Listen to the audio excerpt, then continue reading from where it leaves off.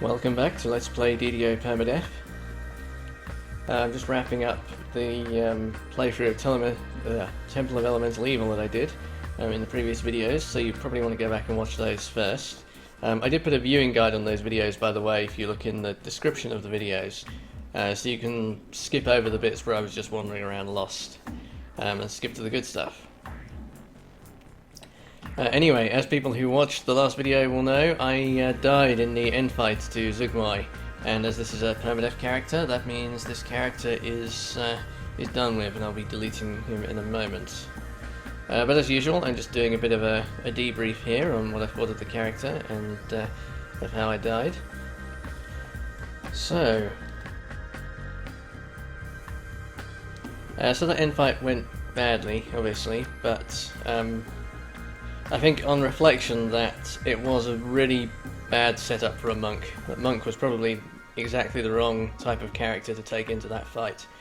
It actually made me think of the Spinner of Shadows fight from the quest chain to get to Evening Star, and that's a chain I don't like going into the Spinner quest unless I have good healing, and that's the one thing you don't have on Light Monk is good healing against sustained damage. Monks are great if you're just taking a low rate of damage or just the occasional burst of damage, but sustained damage, you just don't have any self-healing that can deal with it. I did manage to drink one of my healing elixirs. Whoops.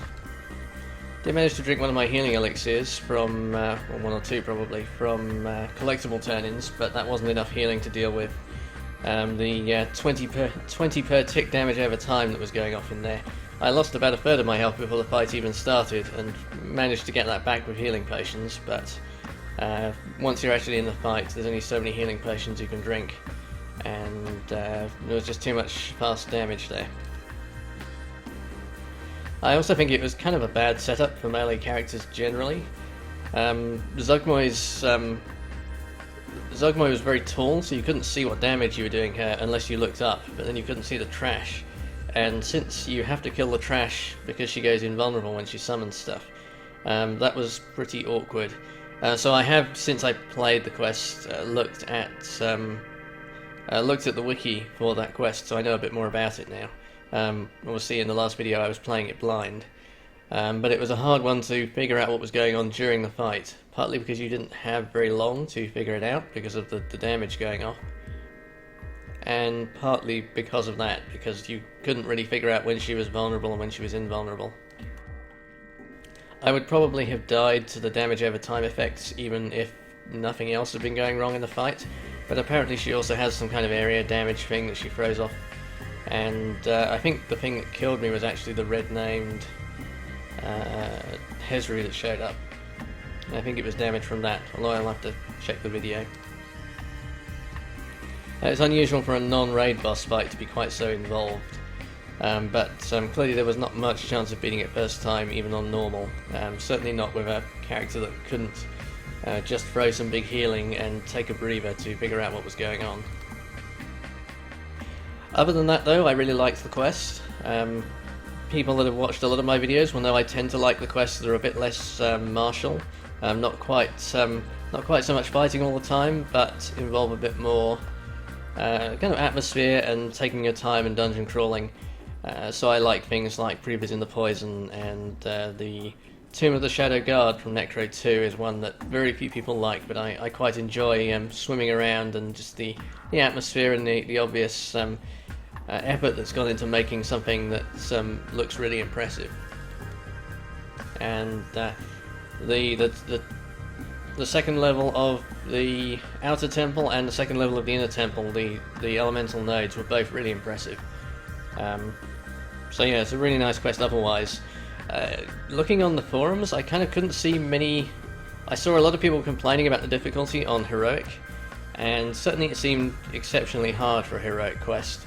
A lot of people complaining they think that the designers haven't really balanced it for Heroic, and I mean, I was playing a level 7 quest on normal and the boss was clearly way too hard, for this type of character at least. That said, it would have been much easier on a caster if I could just drop a firewall on the boss and run around. Like a Pale Master would probably get through that fight pretty easily, I guess. About this character then. So let's see. Light Monk, as always, is very enjoyable. It's an easy ride. Light Monks tend to be, it's kind of a skill game, whereas playing something like a Pale Master is much more of a tactical game. There's not a lot of tactics, you just charge into the fights and see whether you live or die, basically. But it's all about the skill of consistently hitting the finishing moves, so you're getting the extra healing and extra damage, and the extra damage mitigation of things like the cloud buff. And I seem to be pretty good at that. I seem to get further on monks than I do on most characters. The only character I've ever soloed to 20 was a Light Monk. This guy was going really well and probably could have made it to 20. Clearly he would have had a huge boost once he got Rise of the Phoenix. That would have made me a lot more survivable, because that's an allowable way to raise yourself at permadeath. That said, it doesn't solve all problems. It wouldn't have helped in the Temple of Elemental Evil End fight, clearly, because I would have just been... it would have just brought me back to life in the same room with the same damage effects going off.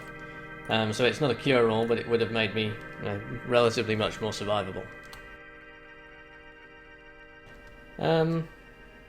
What else is there to say? Maybe not much. I like the fact that they made Light Monks more effective in the space they're meant to be more effective.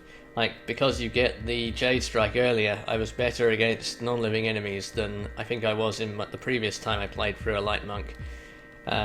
Although I was still really effective against living enemies too, Stunning Fist still remains a really awesome ability. So Light Monks feel very good all round now. Really, that's their main weakness, that situation where you're taking a lot of steady damage and you just can't heal yourself fast enough. Which is a flaw for all characters that don't have any kind of emergency self-healing. Alright, I may not start another solo character immediately. That said, I've said that before and ended up doing it immediately because it's just a habit that I'm in of having a solo character to play if I feel like getting into the game. That said, I'm in the middle of playing through Diablo 3 at the moment, so I might finish playing through that before I start another one. That won't be very long though. And yeah, there were some suggestions on a previous video about what characters I might play, so I will have a look at those suggestions, and it'll probably be a spellcaster of some type, but I'm not sure which. It's interesting that another update has just come out where they're rebalancing some of the characters, like they've made Warlocks slightly less insanely overpowered. I mostly play Heroic, and Warlocks seem crazy powerful at those levels, so they've pulled Warlocks back a bit, but there's loads of people complaining on that thread about how bad Monks are at the moment, which I don't find at all. I still think Light Monk is very powerful. They kind of don't contribute much to a group other than their raw survivability, but they're nice characters, I think. Okay, I think that's all there is to say. I will go delete this character, and I will see you again on another level 1 character soon, I expect. Thanks for watching.